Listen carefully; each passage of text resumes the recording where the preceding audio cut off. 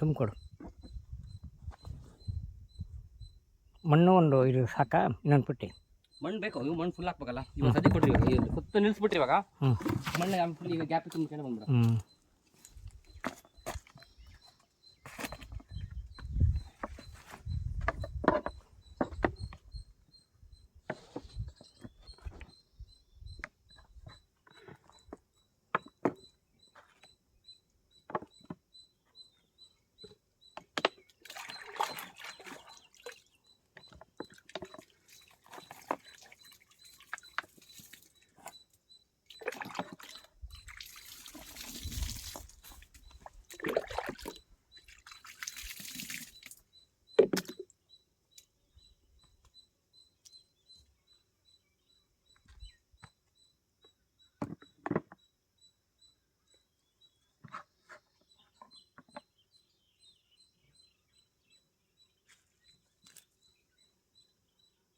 Full ನಿಲ್ಸಂಗಿಲ್ಲ ಅಣ್ಣ, ಇರ್ಬೇಕು ನೀರು.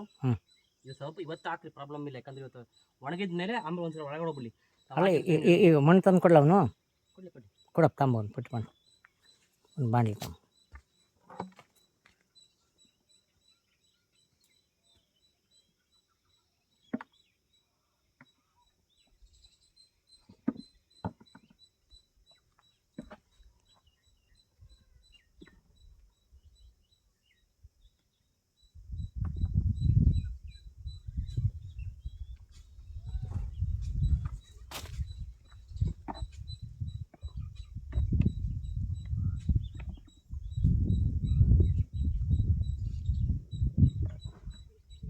ನಾಟಿ ಹಸುಗಳ ಕೊಂಬುಗಳಿಂದ ನಾಟಿ ಹಸುಗಳ ಸಗಣಿ ತುಂಬಿಬಿಟ್ಟು ಇದರಲ್ಲಿ ಹಿಂಗೆ ಸಂಗ್ರಹ ಮಾಡೋದ್ರಿಂದ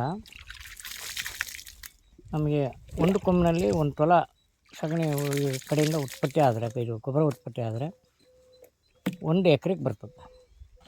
ಅದೇ DAP ಆದರೆ 2,500 ಹೋಗುತ್ತೆ. ಈ ದನದ ಗೊಬ್ಬರ ನೇರವಾಗಿ ಹಾಕಿದರೆ 1 ಟ್ಯಾಕ್ಟ್ರ್ ಗೊಬ್ಬರ 8,000 ಹೋಗುತ್ತೆ. ಒಂದು ಕೊಂಬಿನಲ್ಲಿ ಸತ್ತ ಮೇಲೆ ಕೂಡ ಹಸುವಿನಲ್ಲಿ ಇಷ್ಟೊಂದು ಶಕ್ತಿ ಇದೆ ಅಂದರೆ ಇದು ದೇವ್ರ ದಯ.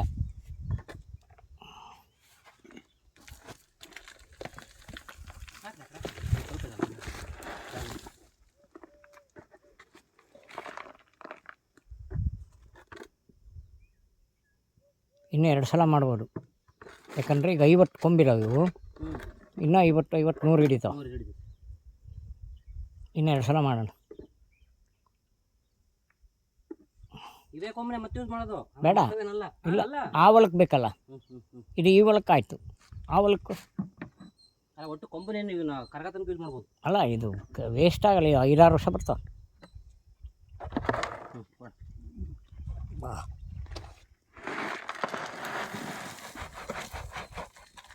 ಸುಟ್ಟ ಒಂದು ಸ್ಟಾರ್ಟ್.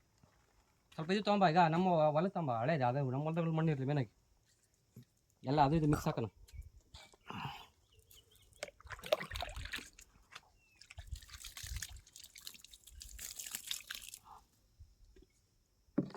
ನಾಲ್ಕು 5 ನೋಡ್ಬೇಕು ನೋಡ್ರಿ ಅಷ್ಟೇ.